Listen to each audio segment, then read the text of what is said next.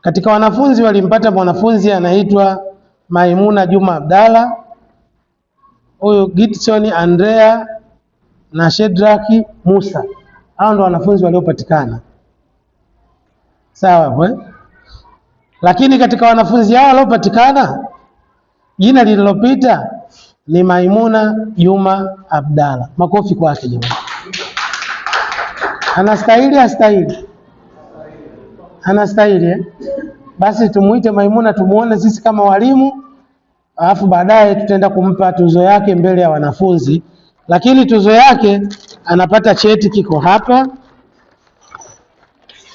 Cheti chake ni hichi hapa.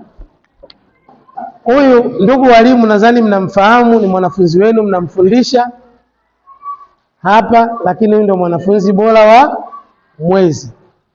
Wamepatia? Ndio.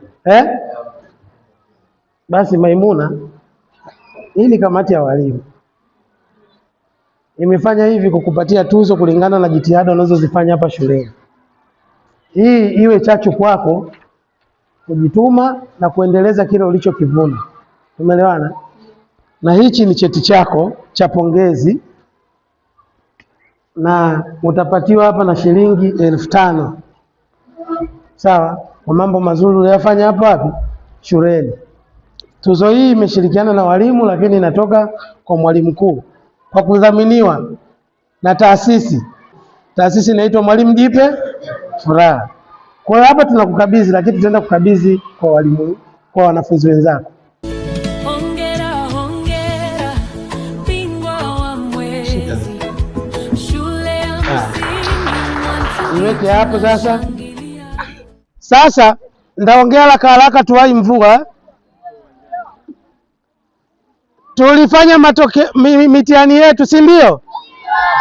Mitihani yote na shughuli zote za hapa shuleni zimetusaidia kumpata mwanafunzi bora wa mwezi wa pili. Tumeelewana?